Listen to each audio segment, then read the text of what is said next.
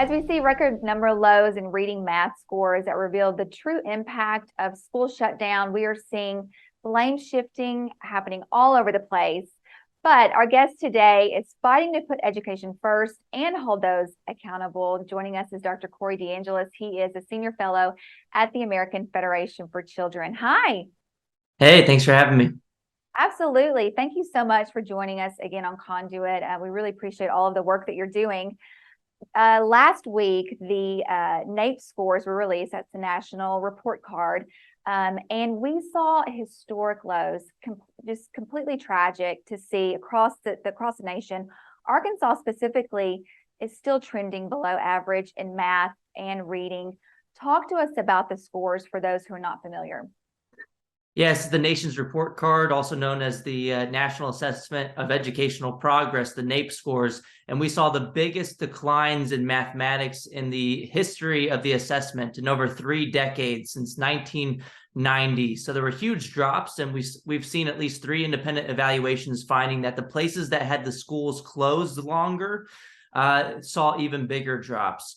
So in Washington, D.C., for example, they had huge drops, whereas in Iowa, where they had their schools open virtually the entire time, they only saw a 1-point drop in 4th grade math scores. So there have been 3 independent analyses finding that correlation. And then also, if you just look at the Catholic schools, for example, the Catholic schools were open in person basically the entire time. They saw no drops in 4th grade math scores. And the public schools overall saw about a 5-point drop in 4th grade math scores. Department of Defense schools also didn't see any drops in any of the 4 assessments, 4th or 8th grade math or reading, and their schools were more likely to be open in person. So you can really thank Randy Weingarten and the teachers unions for fighting for the school closures, which harmed kids in so many ways, academically, mentally, and even physically. Absolutely. And what is amazing to me is that even to this day, these scores are coming out. Randy Weingarten, like you mentioned, they are doubling down on their stance regarding school closures and, pumping more money into public education, keeping parents out. It's pretty hard for me to reconcile at times their stance versus the data. Yeah, I mean, they're quadrupling down, and that's all that they've ever known how to do. And look, just throwing more money into the system isn't going to fix anything. Look, in Arkansas, for example, since 1970, per pupil education expenditures have increased by over 200%. That's over a tripling in real terms after adjusting for inflation of more funding into the system. The problem is the system has no incentive to spend those additional dollars wisely.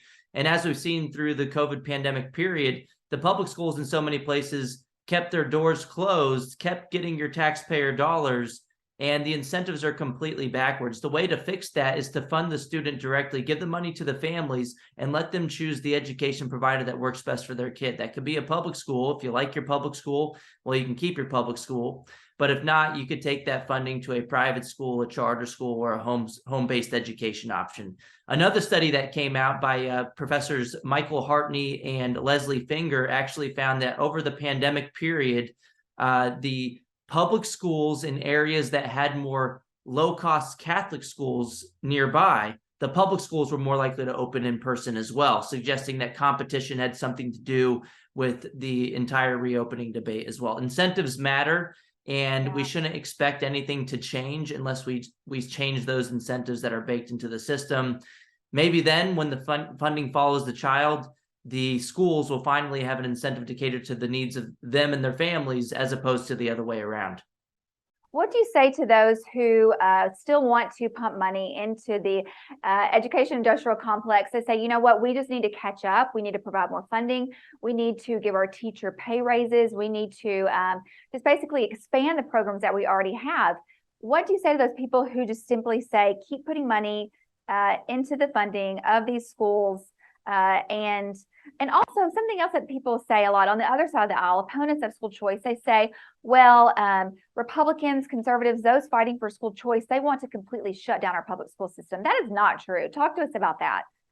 Yeah, first of all, the definition of insanity is doing the same thing over and over again and expecting different results. Well, we shouldn't expect things to change. We've tried this before. We've dumped more money into the broken system, but that's not going to fix the root of the problem, which is that system has it's a monopoly that has no incentive to care about the needs of individual families. And when you're talking about teacher salaries, I kind of agree that teacher salaries haven't gone up by as much as we've increased spending. Look at nationwide, we've increased per pupil education expenditures by 152% after adjusting for inflation since 1970, whereas teacher salaries in real terms have only increased by about 8% over the same period. So the funding doesn't make its way into the classroom. It goes towards administrative bloat and staffing surges. It does not go towards individual teachers or students in the classroom. So school choice with competition would benefit families, but it would also benefit teachers at the same time. There have been 5 studies on the topic that I've written about at a blog called The Washington Examiner and a piece called School Choice Benefits Teachers Too. And all 5 of those studies have found statistically significant positive effects of private and charter school competition on the teacher salaries in the public schools. And as far as defunding or destroying the public school system, no, it does the opposite. Competition is a rising tide that lifts all boats, and the student outcomes in the public schools rise as well. If you look at all of the studies on the topic, there have been 28 studies that exist on this body of literature, and 25 of the 28 have found statistically significant positive effects of private school choice competition on the student outcomes in the public schools. So again, school choice is a rising tide that lifts all boats. It's a win-win solution. It does not destroy the public schools. It makes them better. And in this way, school choice advocates have more confidence in the public school systems than their defenders. They think that any ounce of competition is going to destroy those institutions. But the reality is, I believe they can up their game in response to that competition, and the facts bear that out as well. There's also been a peer-reviewed meta-analysis on this body of research as well by University of Texas at Austin researchers, Jabbar and her team in 2019 published in a journal called Educational Policy, finding that when you pool all of these effects together, they also find statistically significant positive effects of private school choice competition on the outcomes in the public schools. So there's no legitimate argument against funding students directly and empowering parents to choose.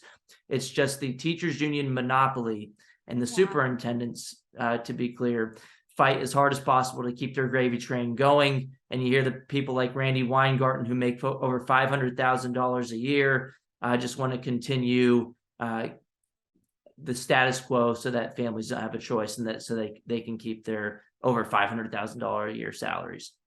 Unbelievable. It's interesting to me. I believe I heard this morning. Over 200,000 teachers have left 4 of the largest teacher unions just in this past year. What does that tell you? What does that tell you about the state of education, the role that politics is playing now in the public school system? What do you make of that? Yeah, I mean, the teachers are leaving the unions because they become so politicized. And if you look at the background of teachers, it's much more evenly split than the union campaign contributions would suggest.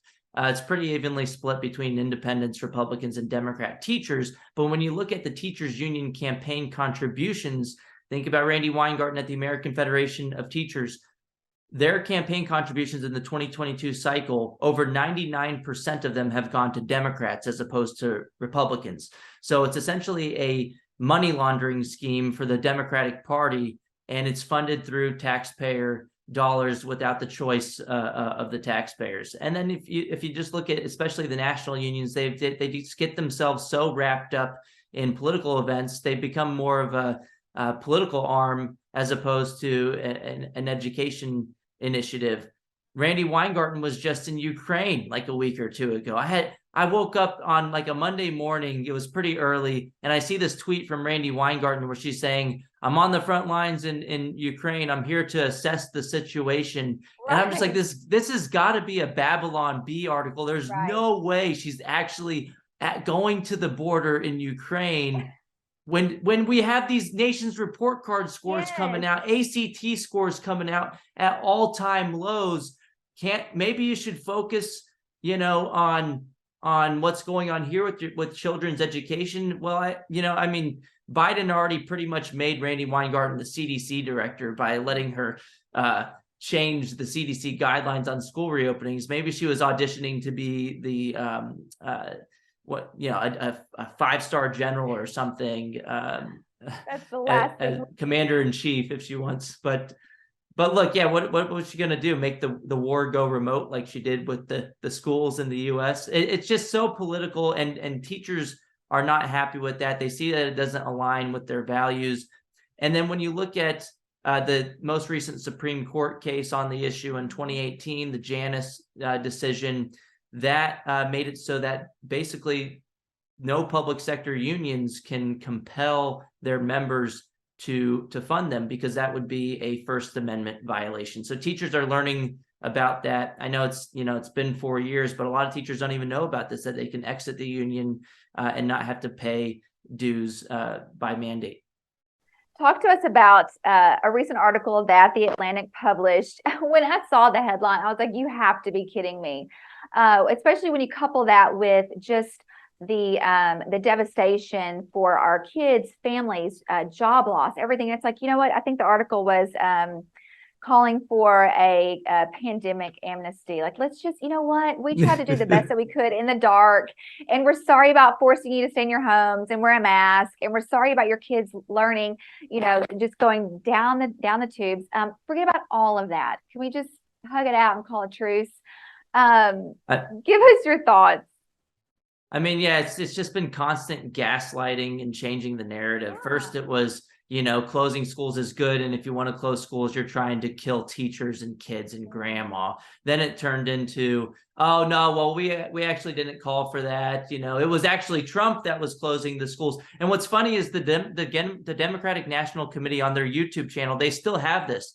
In late 2020, they were launching political attack ads against Trump because he wanted to reopen the school. Now they're saying that it was Trump's fault that the schools weren't reopened. It's just so crazy how they try to change the narrative. Now they know they can't get away from that and rewrite history. Now it's, oh, just forgive us, please. Elections are coming up in a few days, so let's just forget about all of this and all the harm that we caused to your kids. Yeah.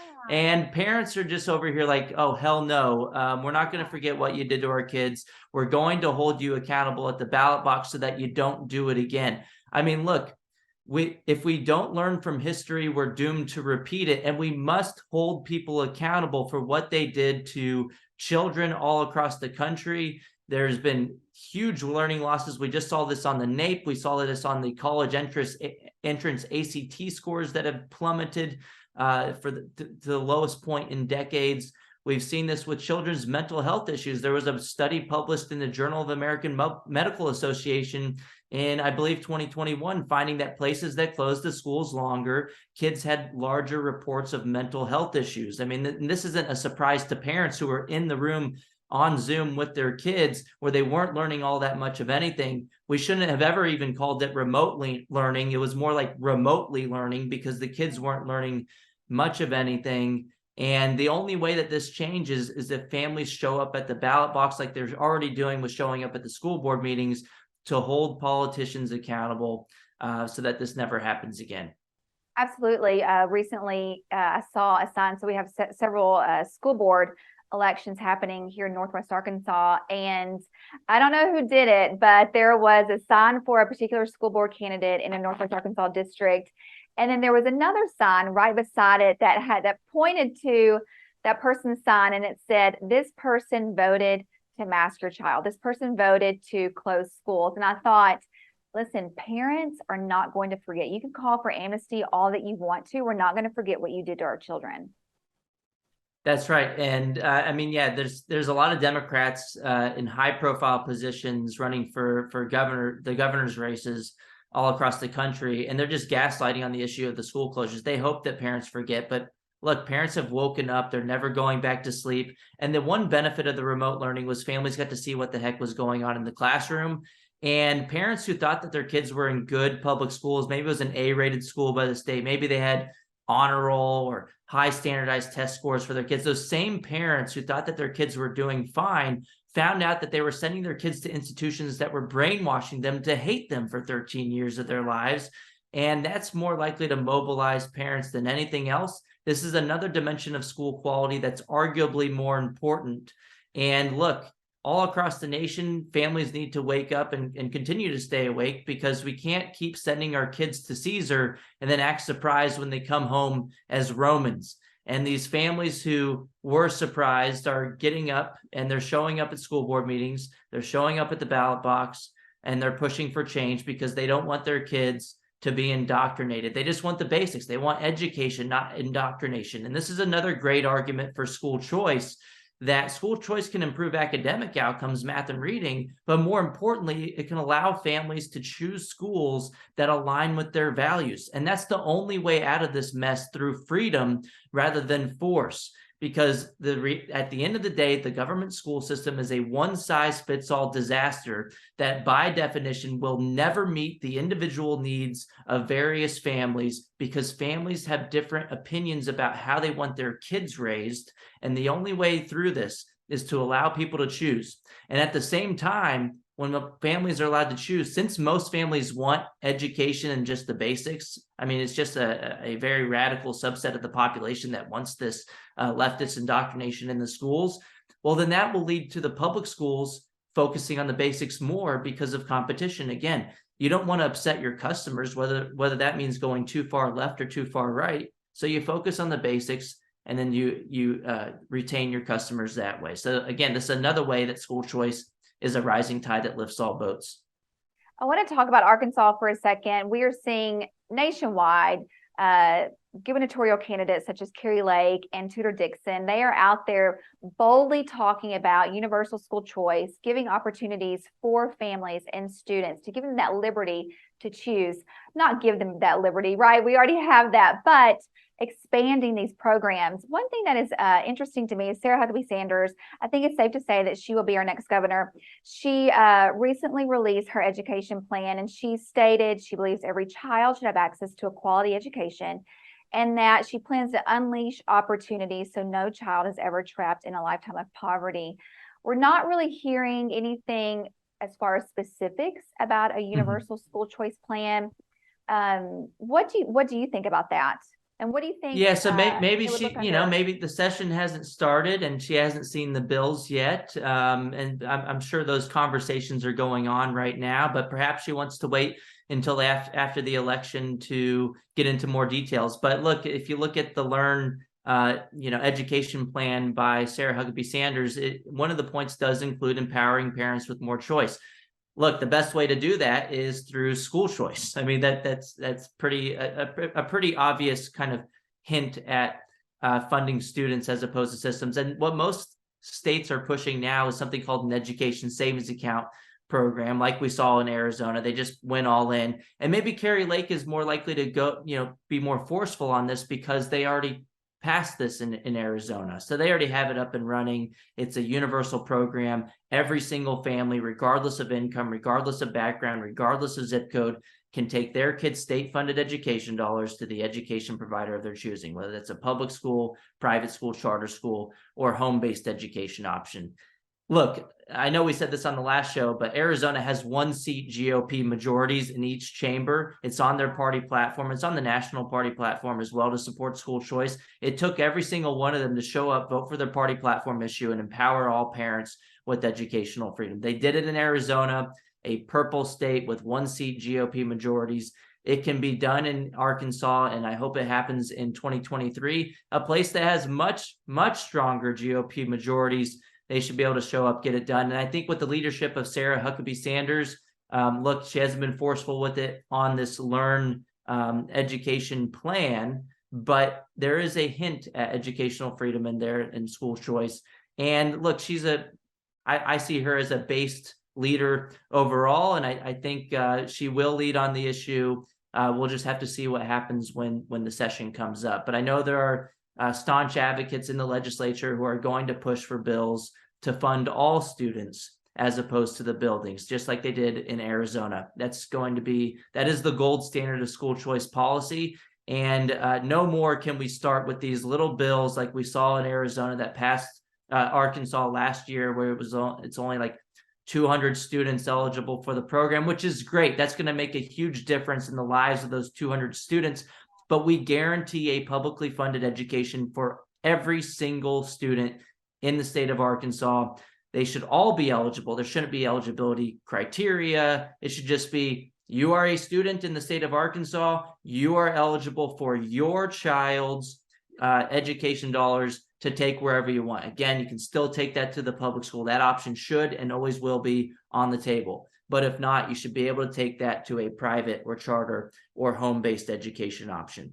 After all, education funding is supposed to be meant for educating children, not for propping up and protecting a particular institution, whether that's public or private. And I think Sarah Huckabee Sanders, it's pretty clear she's going to win the governor's race. She'll be the next governor of Arkansas. And with her leadership, we can get something bigger done this coming session.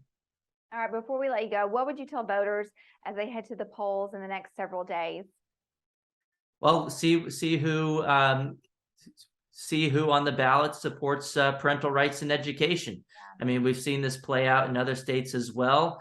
We saw it in Virginia with Terry McAuliffe, who said, I don't think parents should be telling schools what they should teach. This is the most important issue. Even if you care about things like taxes and the economy in the short term, in the long term, education is going to affect all of those things. If you have kids getting brainwashed in socialist indoctrination factories, they're going to be more likely to vote to take away your rights in other areas in the future. So even if education and school choice isn't number one on your voting priority today, you should reconsider that position and just become more informed about what policies the politicians support. Do they support trapping your kids in failing government schools, or do they support giving your family an option and allowing funding to follow the child, to allow for a school that best aligns with your kid? And even if your school is great, even if your kid's in a great public school in your area, this affects you in other areas of the state where they might not have as great public schools, where kids again are being indoctrinated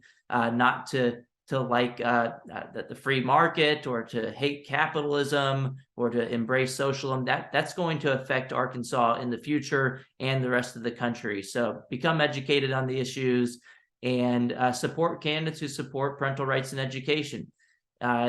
This is something I don't really need to tell parents at the moment, because I think over the past couple of years, they've already been awoken. They're paying more attention than they ever have before. So I'm optimistic about November 8th, and make sure you get out and vote. All right, Corey, thank you so much for joining us. Always incredible insight, and we look forward to having you back on Conduit again. Yeah, thank you so much, Jenny.